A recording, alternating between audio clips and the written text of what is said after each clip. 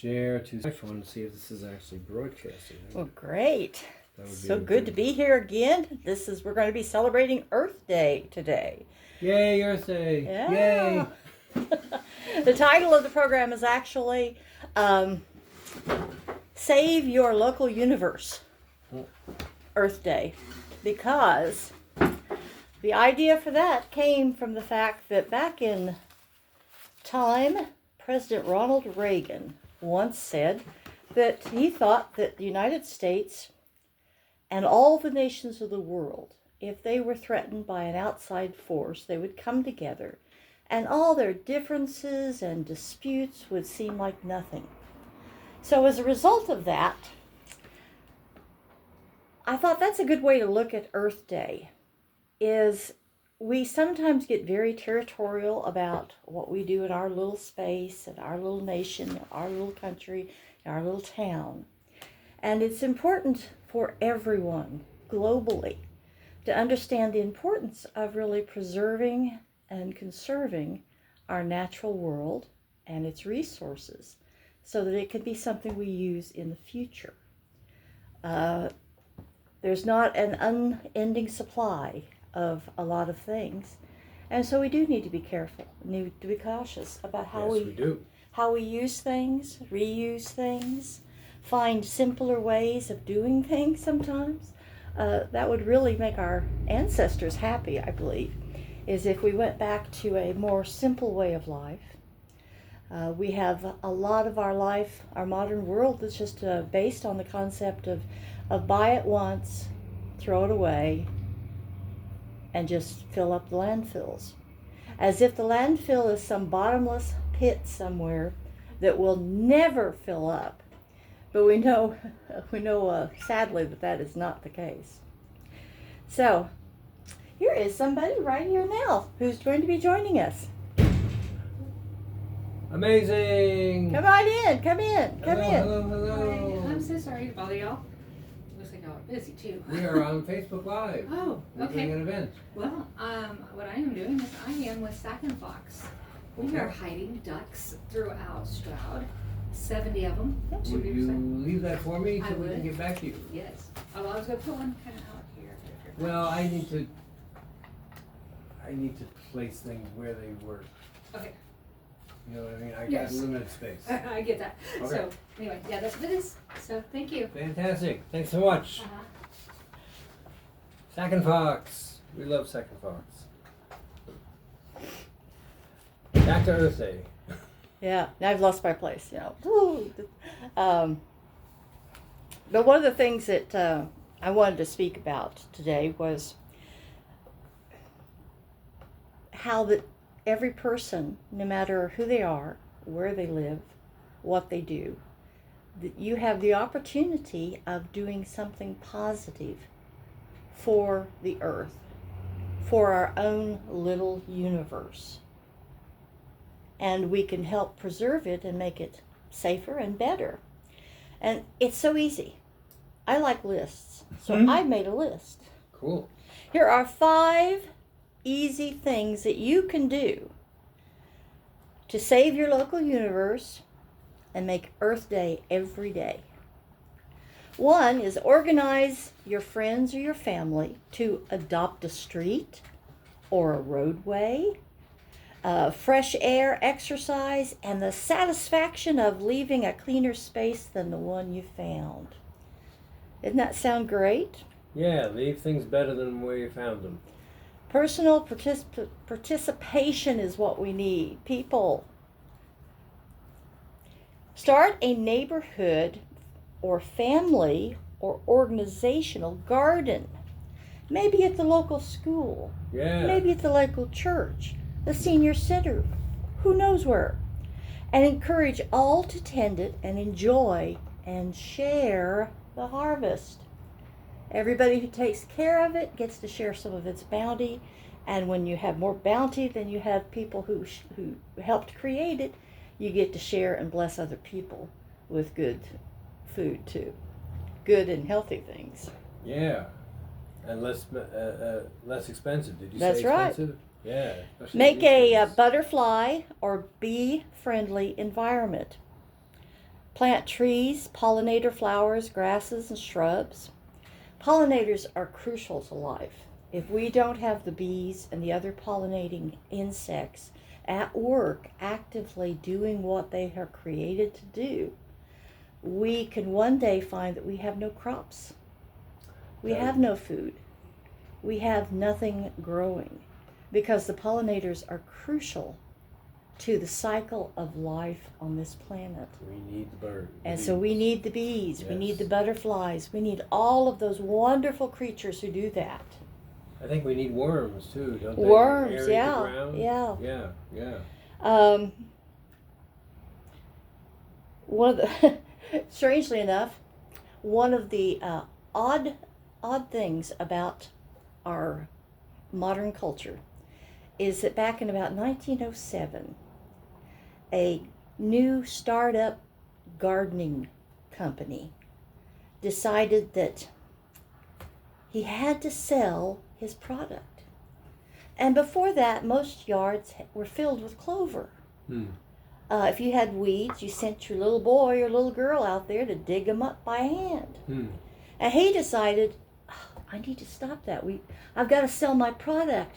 And so what he did was he started a one-person, one-company campaign to convince the American public that clover was bad. Wow. Weeds were worse. Weeds became almost a sign of sinful nature. Oh my. Yeah, that was how bad it was. Oh my. And as a result, people bought his grasses, bought his fertilizers, bought his herbicides. And that was basically, I won't name the company, but that was basically where one of the major companies that's still in existence today started their company. Incredible. They made it boom by convincing people that clover was bad. But strangely enough, clover is actually one of the best yard coverings you can have. Clover naturally only grows to about 4 inches. It's pollinator friendly. It produces wonderful little flowers that the bees and the butterflies come to visit. And it's really very, very hardy in drought situations, in sandy soil situations, in bad soil situations. And so if you have clover in your yard, you can do all of those. Wow. But strangely, we have become so fixated on that concept of this green billiard table type of yard that we have convinced ourselves and everyone else that clover is a bad thing. And that's the farthest thing from it, because that billiard smooth grassy lawn takes up an awful lot of water. It does. So it uses up a lot of resources in the water. There's runoff with pesticides and herbicides and that kind of thing when it runs off of those kinds of yards. But if you put in just some regular native grasses and some white clover, you have a wonderful, beautiful, attractive, and very friendly ecologically yard. So those are some things I like to point out to people. Blooms, yeah, especially you'll plant those flowers that the butterflies and the bees will love, because blooms are so important. Blooms feed the soul, and blooms in a community just make that community seem more wonderful.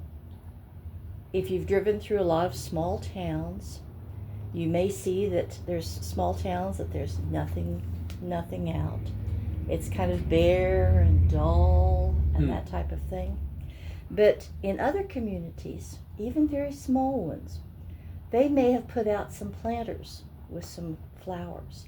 They may have put this beautiful little garden spot around the flagpole or something like that. And it's a wonderful touch of color that just makes the entire community smile and just brings a touch of hope to every community. So you can tell a lot about a community by how green that community is. And that doesn't mean in doing, a lot of weird recycling things, but it means doing things that where you are protecting the natural environment of your area. You have trees, you have flowers, you have grasses, you have wonderful, beautiful aspects of nature everywhere you go in your community. And people can enjoy it and love it and be encouraged by it. We have flower planters on Main Street here in Sttoud. I don't know who maintains them, but I would love to see more. I would. Yeah. Here in Sttoud, back in the 60s and 70s, they had a neighborhood association that was also kind of combined with the ladies' gardening club. Oh. And they established some little pocket parks. Just almost little like one lot size parks where they had put benches in, and they put flowers and they put shrubs, and sometimes it was just a kind of a communal little yard space where kids could play. So wherever it was a little different, no matter where it was, but it was there. Unfortunately, when that era of the gardening clubs and the neighborhood clubs passed away, all of those basically were forgotten. Nobody wanted to take on the responsibility of mowing them and caring for them and stuff like that. And, communities are facing that kind of issue everywhere because people are needed to step forward and say, okay, I'm going to stand for a wonderful green town. Yes. This is important. I want my children to play on green grass. I want them to smell flowers. I want them to chase butterflies and fireflies at night. I want them to do all those wonderful childhood things in a very lush and green and growing environment that will rub off on them and make them lush and green and growing. Yes. So those are some of the things that are so important because people need to just step up and just say, I'm going to be the person who makes a difference in my block, in my neighborhood, in my community, in my county, in my state, in wherever. All it takes is one person starting. And like a pebble that's tossed into a pond, those ripples of change are just going to reach out and begin to spread and encourage and get other people involved. And Inky, I know you have something to say. Yes, we have a cat in the museum who's spreading himself around today. He always likes to know what the humans are doing. Yes, human. He's the museum's mascot. So he's just checking us out and he's saying hello. But I am definitely interested in researching more about the greening opportunities of Sttoud's past, present, and possible future. I could certainly see if there is not already a club in our high school or maybe even our middle school. It is important. There should be and could be. And it's an age-old concern. A lot of people may think, oh, well, this is just all hippie era stuff. Nobody cared about this stuff until the 60s or something like that. But that's not true. There's actually an old Aesop fable about the plane tree. Now, the plane tree, we're very familiar with the plane tree in North America. But in Europe, they had their own version of it. The plane tree was a specific type of tree that was always marked by the concept of it was a very tall tree. It usually had bark that peeled or cracked. It had pods by which it reproduced. And this is a sycamore pod that I pulled out of my own yard. I've seen those pods. I'm blessed with several sycamores in my yard. But other ways that other trees do that are, this is a pine cone. Yes. Some people actually take pine cones now, fresh ones and that are still green, and put them in some water and begin to grow a new pine tree way. Wow. But Aesop, in his fables, had a story about the plane tree. The plane tree just stood so beautiful and graceful on this wide area, and covered and surrounded by other trees and hills. And one day a man came by, and he was so tired. He'd walked and walked and walked for so long. He was hot, he was tired, and he got to that tree, and he finally just said, I've got to sit down for a minute. And so he laid his back against that plane tree, and he just sat there, and he began to feel a little cooler under the shade, and the breezes blowing off of the hillside cooled him down. And then finally he looked up, and he looked at that tree, and he said, plane trees. I hate plane trees. They're nothing but a nuisance. They're always dropping their bits and pieces. Their bark doesn't stay on them. Oh, I hate them. I hate plane trees. And then out of the tree came this voice, soft as the wind. A voice. And said, so you hate the plane tree? But yet you are taking a great deal of enjoyment in sitting in my shade. Indeed. You're under my leaves, under my branches, enjoying the cool shade. How ungrateful of you. How ungrateful of you. And the tree stirred its branches and pulled them apart, and suddenly the shade was gone, and the man was in the sun. Uh-oh. He got up, nodded his head, wiped the dust off. He said, I'm sorry, and continued on his way. Apologies are important.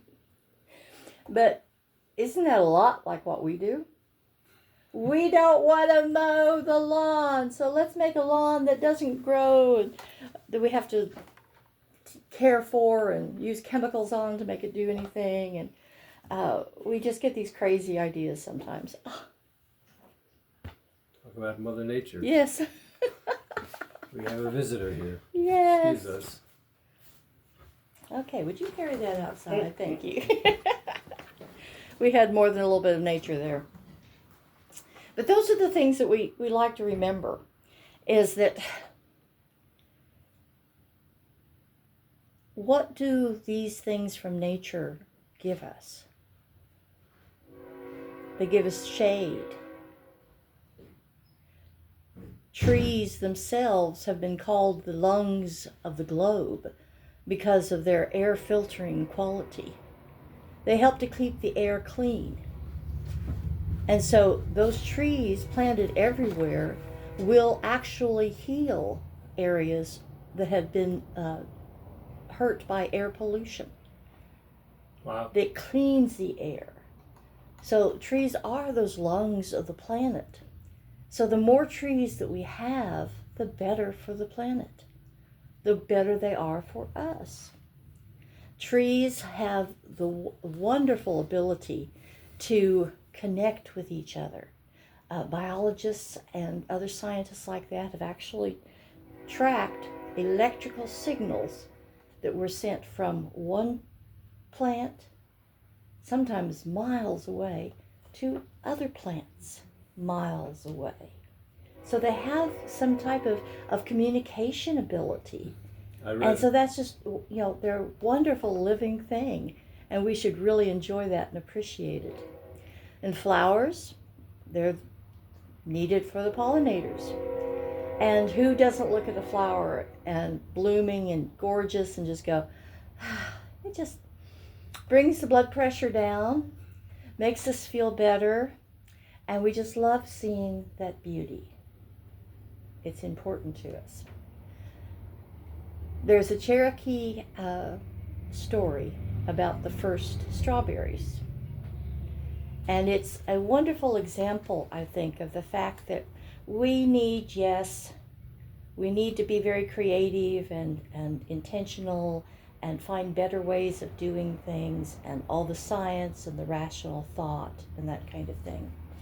But we also need to understand and appreciate that sometimes we need to just enjoy the flowers, just enjoy the outdoors and the beauty and the moment.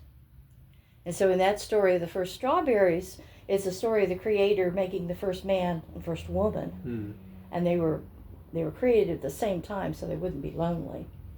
And so they are living together and having a wonderful time. And one day he comes home and he's been hunting and he has not been successful. And he's in a bad state of mind. And he comes home and he looks around and there's no food waiting.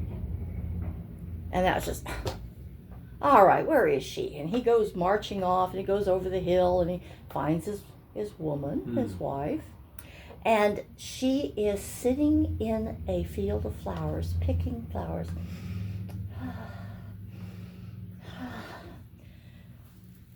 Why isn't there food on the table? And she goes, oh, I'm sorry. I was going to gather these wonderful flowers. I thought I'd put them on the table. Won't they be beautiful to look at back at the house? Oh, this is great. I was hungry and I was looking for something to eat. Why didn't you have anything for me to eat? You just do this all the time. And he began to say things to her. And he said too much. Uh-oh. And before he realized what he'd said, she had spun around and she'd marched off out across the meadow and she was going over toward a distant hill. And as he realizes, oh no, I didn't mean any of that. I've got to stop. I want to say I'm sorry. But she was booking it. Yeah. Yeah, she was very fast. She was speedily going over those hills, and the sun looked down and looked at him and said, are you sorry for what you said? He said, yes, I want to apologize, but I can't catch up with her. She's too fast. I'll help. And so there, ahead of where the woman was walking, the sun shone beams of light down, and suddenly on the ground there were these beautiful, beautiful blackberries. Oh, that glistened in the light. And she looked at them and she just kept going on. Well, she went further and the sun did it again. This time, the light appeared and beautiful, succulent, juicy blueberries appeared. And she just kept on walking. She got over the second hill and the sun virtually kind of shoved his sleeves up and said, I'm going to stop her. Okay. And so he beamed a bright, brilliant light down in this one shady little area of grass ahead of her. And then suddenly there was these gorgeous, rich green leaves and these red, succulent strawberries. And she looked at them and, they glistened and called to her. And she paused. My husband would like those. I know he would. Especially if they taste good, but I better taste one. So she reached down, she touched it to her lips. It was delicious, so juicy, so succulent. And so she ate another one. And she said, okay, I better put some of these in my lap. So she pulled her dress up and began to pick some, but she'd pick a couple and eat one, pick a couple and eat one, pick a couple and eat one. And of course, by this time, her husband, who had been following her, was catching up. Good. And so as he saw her sitting there by the strawberries, he really began to run. And he fell to his knees and he said, I'm so sorry. I didn't mean anything of what I said. Please, I apologize. Please forgive me. And she looked at him and she took another bite. These are pretty good. And she handed him one. Yes, they are. And so he helped her back home with the strawberries. And the Cherokee people will remember that story. about the need to keep friendship even when feelings are hurt and bad words are said. Keep friendship alive, no matter whether it's married or just friends. But it's also, I think, a wonderful example of, he was like a lot of modern industrial people, very fixated on just this plain, ordinary life. And she apparently wanted to stop and smell the flowers. She wanted to be in touch with nature. He wanted to use nature to, of course, feed them and that type of thing. She wanted to enjoy it. So I think that there's like another layer of tale that's hidden in there. And both of them are good lessons for us to remember. Is that sometimes we need to be able to stop and enjoy the wild strawberries, the beautiful day, the wonderful tree that's shading us, the wind rustling the leaves through the trees, the squirrels chasing each other and doing their crazy antics all up and down the streets, and the birds in their swirls and hoops and calls and cries throughout the day. So all of that is a part of what it means to be concerned about the earth. We want that to remain. We want those rich extras to be a part of every person's experience on this planet, so they can continue to do it and not depend on a throwaway, sterile, uninteresting, artificial life. It's an important thing. It's an important lesson for us all to remember, and we can all do something about it, which is the wonderful part. And do one small thing each month. That's not a hard thing to do. Once a month. Once a month. Paint something. Fix something. Plant something. Every month, just do something that makes your corner of the world better. Or if you're with a group, your corner of the world. And encourage others to do the same thing until you've got pockets and overlapping spheres of beauty ever increasing. If you remember back in the 1960s, there was a movement to make America beautiful again.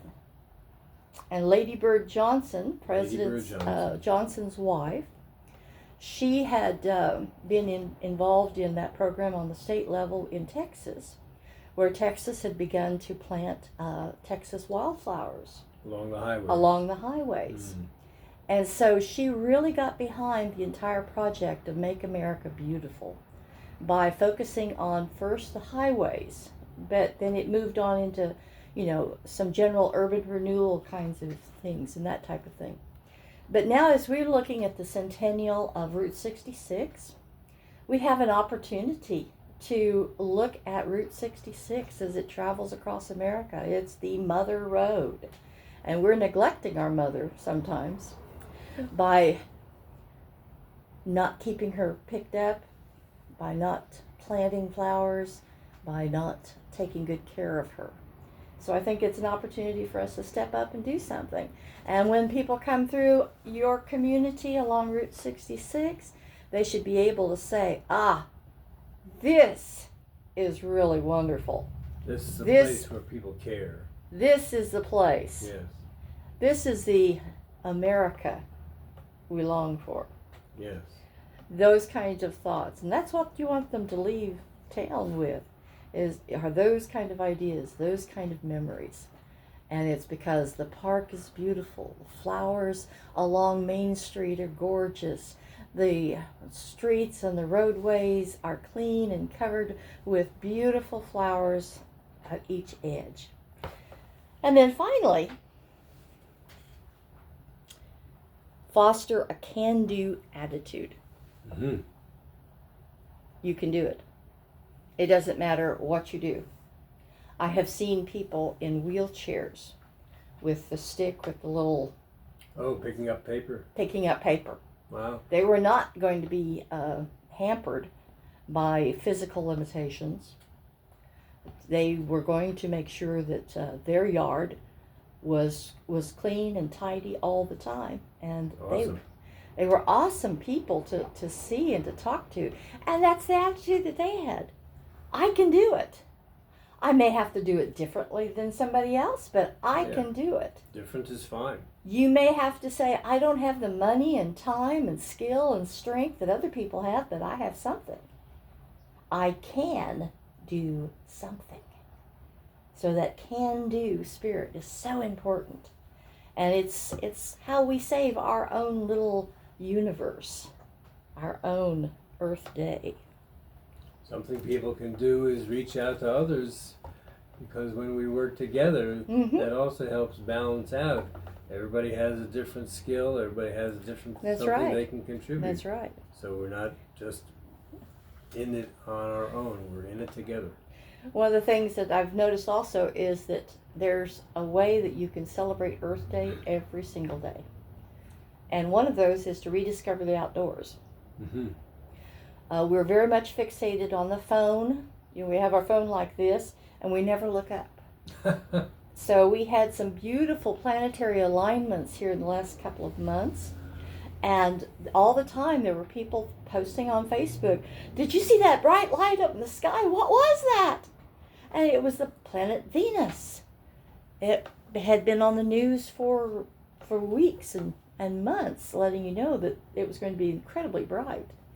But people were not outside enough to realize and recognize the ordinary, normal things that a generation ago people were familiar with. They went out. They knew the constellations. They knew the phases of the moon. They knew what the sky looked like and how marvelous and wonderful it can be. The night sky. Yes, just wonderful, especially when you're out and away from heavy light pollution areas like you see around city street, big cities and things like that. So those are important aspects. Get out and enjoy nature. Encourage people to go with you and rediscover the wonder and beauty that's out there and all the potentials of what you can do in the natural world. Sttoud, here we have Sttoud Lake, which is an awesome place to get away from the stress. That's right. And they're fixing up Foster Park here in town. They are indeed. And it's just going to be wonderful. They have a lot of green space, pond, pavilions.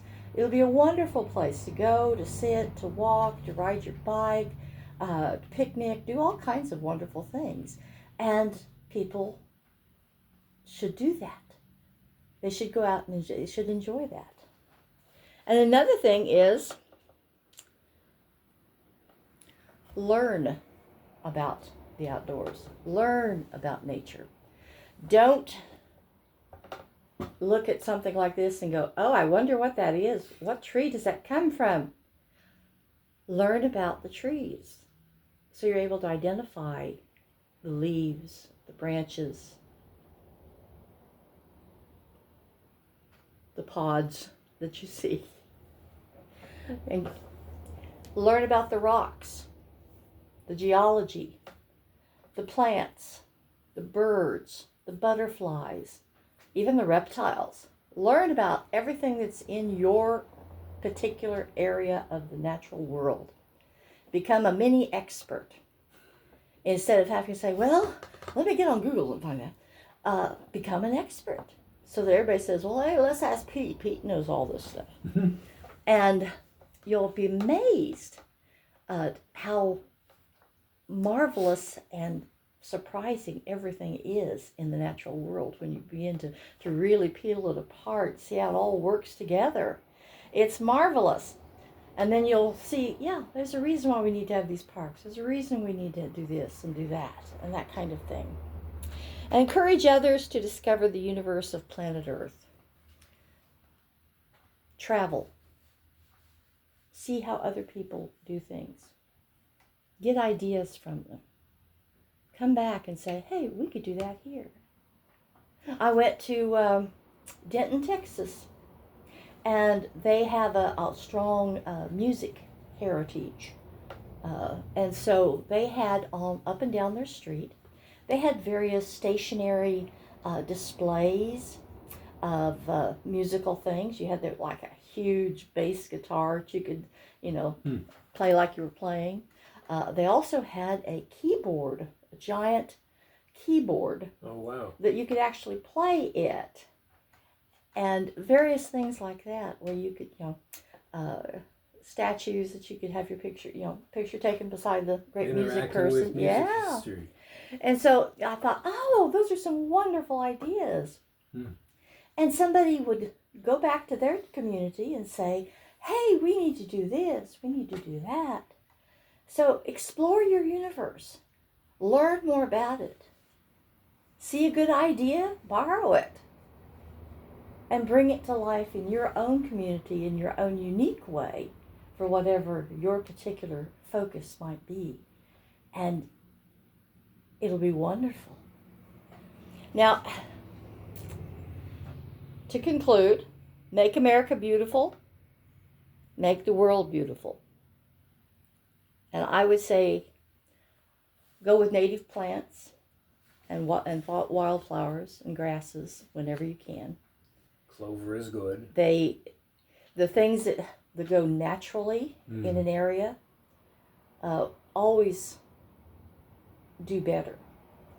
In fact, Frank Lloyd Wright, Frank Lloyd Wright, I know that name. Yeah, him. With the arts and craft and prairie style schools of architecture, when they began to build their houses, they were postulated on the concept of it needs to blend into its surroundings. Wow. So if you were on a prairie area, the colors and plants needed to mimic and reflect its surroundings. If you were in a mountainous area, it needed to reflect the stones and the colors and the feel of the timbers and that kind of thing that are a part of that kind of setting. And the same way, no matter where the houses were built, they needed to sit in their location and be a natural part, not something that stands out like a sore thumb, as we might say it. So that kind of thought is there when you plant. What was native to your area? What was natural here? Instead of trying to bring in some European tree that's totally foreign to the area, maybe a beautiful natural a native plant that's going to do better and thrive and really fit the location much better. And then encourage pollinators. Do everything you can to encourage our little pollinating friends. Plant those blooms, plant that clover.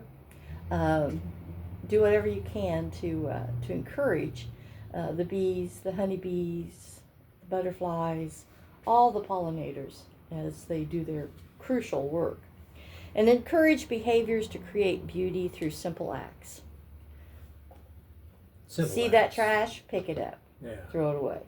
It doesn't matter whether it's yours or somebody else's. Carry a pair of latex gloves so that you see that trash, you've got a trash bag, and you put that trash in it, and you will feel infinitely better having done that. A great deed for the day. While we talk, I see someone literally across the street who is tending to this little pocket park that we have. There you go. Yeah. So great. It is definitely hooray. A thing. Kudos. Take care of Kudos. our town. Yes. Yes. So those are the kinds of things that, I think it's really important. Our little universe is our particular town, our particular yards, but it's ripples effects. Everybody carries the concern further and further and further out, so that eventually our ripples run into somebody else's ripples, and you see the coverage going on. And that's how people care for the earth. It doesn't take a lot of money. It just takes some effort. it just takes some intention. It takes a decision that says, I'm going to make it better, even if I'm the only one who ever sees it. I'm going to make my corner of this universe good and encourage all of my neighbors and friends to do the exact same thing. So. What a wonderful message. Well, Thank you, Marilyn. Hopefully we will get busy and save our universe, save our small corner of the universe. And as one of my inspirations in life, Buckminster Fuller once said, you want to be an astronaut, you already are. Mm-hmm. We are the astronauts, we are the passengers and crew on Spaceship Earth. Oh, I love that. So our home, in the larger sense, is a spaceship in this wonderful universe. And if we want our spaceship to keep going and keep supporting us, we need to think of it as a whole unit and do our part where we can. Mm-hmm. So thank you again for celebrating Earth Day with us. Thank you. Thank you. I look forward to the next time to be with you. Yes, well, next month we have this flyer around town, including on the front door of Sttoud City Hall. Thank you, City Hall. We have the 10th of May, again, that's a Saturday at 2 o'clock, and that is Launchpad for Innovations, which I will be leading. And Innovations is what the Spirit of America Museum celebrates in part. And so we will look for how we can launch. Actually, May is also the month of Star Wars, May the 4th. Mm-hmm. Mm-hmm. So I'm looking at how there might be a little bit of cross-pollination, pardon the pun, between Innovation and Obi-Wan Kenobi and Luke Skywalker and Princess Leia. So that's, again, on the 10th of May. Thank you all so much. And now let me see if I can do a better job of shutting this down than